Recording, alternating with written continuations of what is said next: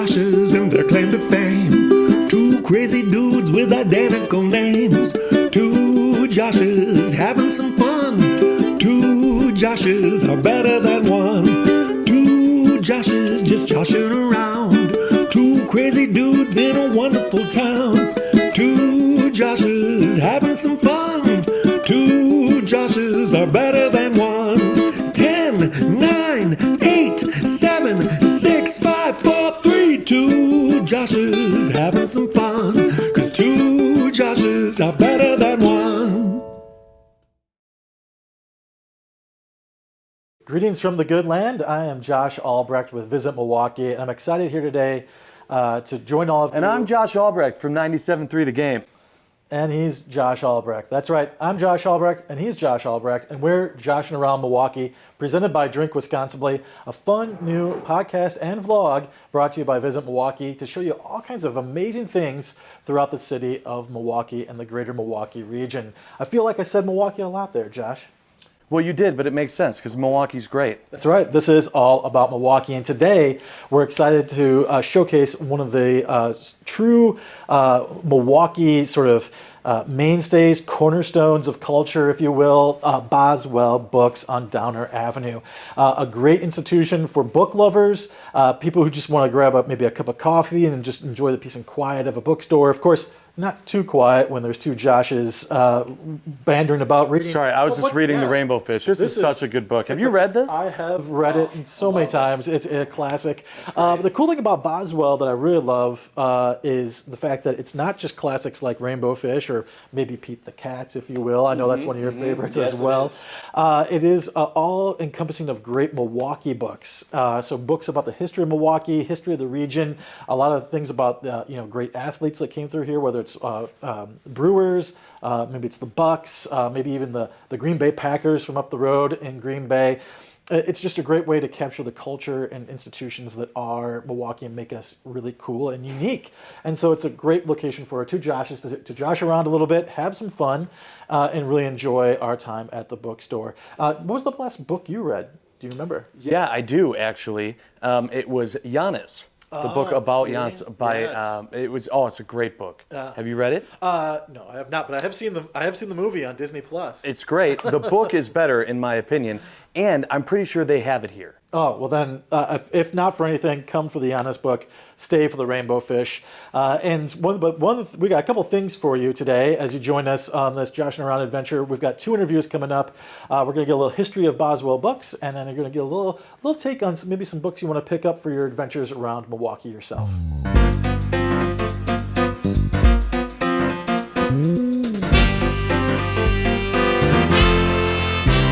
Josh, I found the book.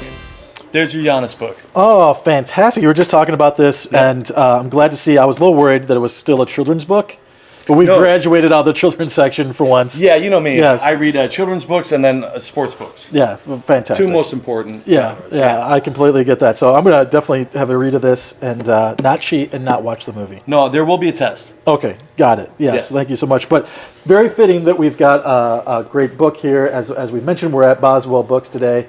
And we've got a special guest. Yes, we do. Yeah. Daniel Goldin, proprietor here at Boswell Books. Yeah, so I'm so excited about this. As we've stated, Boswell is a Milwaukee institution. It's been a bookstore in this location, correct me, since 1927? 1927. Yeah, there have been a couple of years when there was something missing, but pretty much off and on for 100. Almost 100. Almost 100 years. Yeah.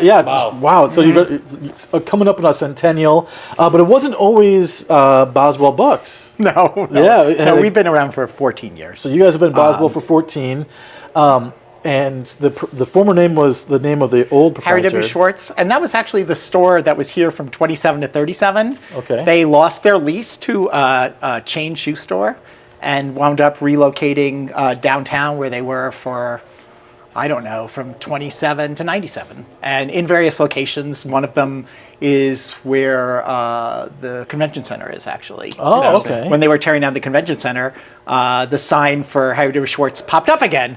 And people were like, are you moving there? I'm like, no, that building's going away. That's an old sign. That's hilarious. So. Well, that's really cool. I mean, as obviously with the Visitors Bureau being with Visit Milwaukee, the connection to the to the Wisconsin Center is exciting for me to hear that. I didn't know that piece of history. That's really cool. But then when you became proprietor, you changed the name to Boswell then, right? Right, because the family, it was a family name, and there were still Schwartzes around, and they're still friends of mine. But they thought, make it your own.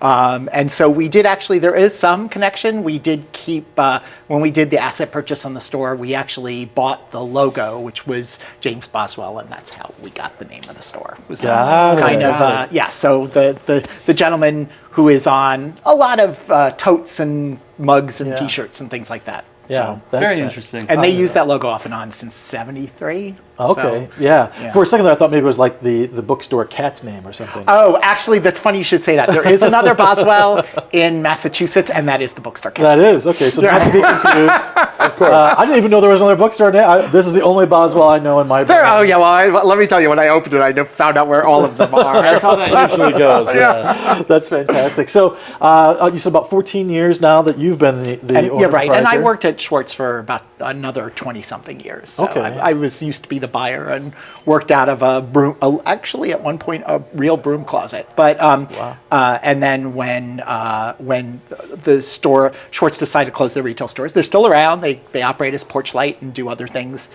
Great place and a great part of Milwaukee community. We pivoted and we have great buyers and. We have some great booksellers, and we've really embraced the Milwaukee community with all kinds of programming and outreach and doing things in other places and around town. We've and also bringing a lot of authors to schools, area schools too. When I've lived in Milwaukee now a little over a year and get to tell people all the great things about the community. And certainly one of the first things I learned about coming here was Boswell Books. So I had so many people say, "Have you been to Boswell yet?" As soon as it was like one of those prerequisites. They were like, "Oh, you were an English major? Have you been to Boswell Books?" So it was just one of those things that people immediately said, "You got to go there. You got to check out." And we tell that to visitors all the time. Oh, thank you. What kind of traffic do you see? I mean, do you see people from all over the country making? We do. It's a lot of here? fun. I mean, I really thought when we left, because I actually started in the downtown store of Schwartz, and I thought, and we would get all kinds of tourists from all over the world and celebrities coming from the Riverside and things like that. And I thought when we moved, it's weird. Some people actually, outsiders and some suburbanites say, you're downtown. And we're like, downtown people don't think we're downtown. So no, that's not, it's like we're not. But we do actually. People actually do make the trek. We're on. We got in the New York Times once, and one of their, what to do in Milwaukee, and there's bookstore tourism. People go around to bookstores around the country.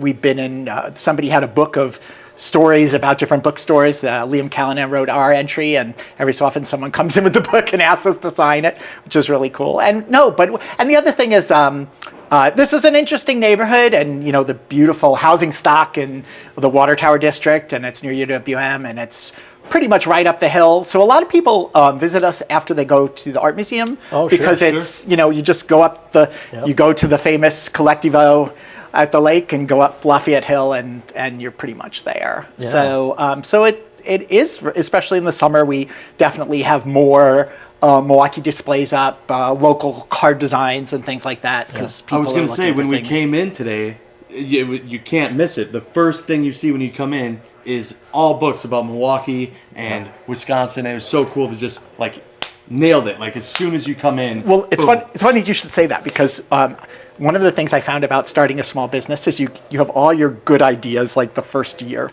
and afterwards you're very tired and can't do anymore. But because I had been working for a long time, but really didn't have much say except what books came in. I mean, I had been thinking about that, and I actually worked at a store where the Wisconsin books were in the back of the store, and I was like, what the heck is this about? So it was really important for me to have the regional books up front. Oh yeah, that local pride, local influence. Learning about the history of the community that you might be traveling to or living in is always a lot of fun. Obviously, we're talking about the Giannis book right here. The such local a great. connection. It's actually. I'm not a sports person, and it's a really great book. Yes. I guess I do occasionally read books about like the business of sports, but his story is so powerful. And if nothing, level. you're like, you read this book and you go, wow, I didn't think I could love him more. I know. That's literally were my words. Yeah. And then, a lot of people would watch the movie that came out, and I read the book first. And after reading the book and then seeing the movie, I went, there were a lot of things that the movie left out. You're the I only saw in classic book. Yeah, I was like, movie, like what kind of book snob are you, Josh? What can I say? it would have to be like a 40-episode series. Yeah, that's true. That's very true. Well, speaking of classic books, obviously one of the things you guys are known for are recommendations. So they're scattered throughout the store, little Packed in the front yes, too. yeah, we like get a lot of recommendations that your staff, a lot of longtime staff, yourself probably make. What's a book you're recommending right now, or what's your go-to over the last 14 Yeah, years? let's say that someone just came in to a bookstore and said, I need a book. What's the first thing that pops in your head? Well, it's funny that you know, like especially when people are visiting, you do actually think about Milwaukee books, and there are actually wonderful local writers, and there are wonderful books set here. There's a book by Sarah Thankum Matthews called All This Could Be Different. She only lived here probably a year after college, but she really got the city well, and that's done very well. I really love Liam Callanan. His new book is When in Rome. But his last book, Paris by the Book, was about a woman from Milwaukee who goes to Milwaukee to Paris to buy a bookstore. And we got a little shout out, it's kind of fun when people put the store in or the address or, something like that. And so I'm always looking for those kind of things.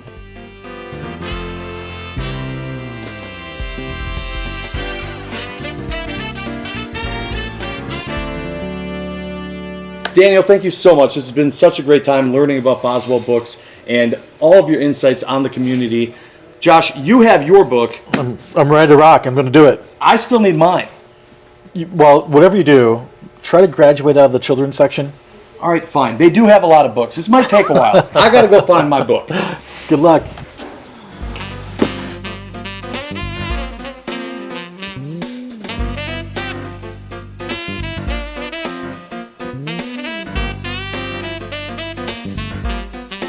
Josh, there are just so many books. Like, there are just so many. Have you seen this one? No, I haven't seen that one. Have you seen all of these? I've read them all. How do people just pick a book? How does someone come? Excuse I'm me. sorry. I'm Oh, I just.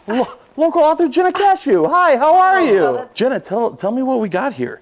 So these are my two books that I wrote. The first one came out in 2019, and it's a comprehensive guide of all the things that you want to do in Milwaukee before you die. And then this second book is totally different. It's a neighborhood guide. So you can go through 23 different neighborhoods all throughout the city and find these special clues. They're all rhyming clues in this book. So very different, both for any Milwaukee lover on your list, or if you want to do a fun outing with your family, they're both also very family friendly. Oh, that sounds amazing. For the scavenger hunt, the rhyming clues, as a former English major myself. Oh, here we go. Is this iambic pentameter? Is this haikus? It is rhyming couplets. Nice, very nice. In an AABB rhyme scheme, which was, not very easy for me. I'm a journalist. This was a departure from my normal style, and it was a great creative challenge. I wrote it right after COVID. I wanted to make sure my brain still worked, and it did, luckily. So this came out, and it's just been so fun to promote it because I actually would go to each neighborhood and do the research myself and walk through and take the photos. So really, for me, the fun was in writing it, and now it's just really special to be able to share it with everybody. Yeah. Have you challenged any of your friends or coworkers, relatives, to take the scavenger hunt and go about it? I have actually, and I did run a contest over the holidays to see, because there's no answer key in the book. So there are 350 rhyming clues, and you either have to guess them or you have to sweet talk me, bribe me, if you want to know the answers. Can people tweet you? How do they get a hold of you? Is there So any- I'm stuck on number 307. We'll see. I think if you just give it a really good college try and you get out there and you explore on your feet or on a bike, it's the best way to figure it out because you see things differently, and it's just such a fun way to take in a neighborhood. That's awesome. So how close are we close to any clues right now? Yes, so there is a whole chapter on the Upper East Side where we are now, and there's lots of great history on this stretch of the city. There may or may not, we might be in one of the clues in the book. Those are my favorite clues. The ones that I'm already at, I already solved those. Well, yeah, super spoiler. We're at Boswell Books, so that's one of the clues. One of the places you'll come along the way is Boswell, a landmark in the city for Yes. book lovers. So natural fit for you Yes. to include the store into the scavenger hunt. And actually, Boswell is also one of my 100 Things to Do in Milwaukee Before You Die. I have very special love for independent, locally run bookstores. As a local author, these are the people that support us. They bring you the best of what there is, so I have enormous love for Boswell. Yeah, it's easy to walk through a bookstore, get lost as you try to discover something new, and really that's what your books are about too, is getting lost in the community, discovering something new. It's a very similar process in a way. That's a very astute observation. You're Yeah. right. It is. We spend a lot of time, my family and I, in bookstores. We, there's just so much to discover, and then we oftentimes will pass along the love. We are little free library stewards, and so oftentimes, you might see me out and about in the community sticking books in libraries. Sometimes my book, I'll stick them in little free libraries around town.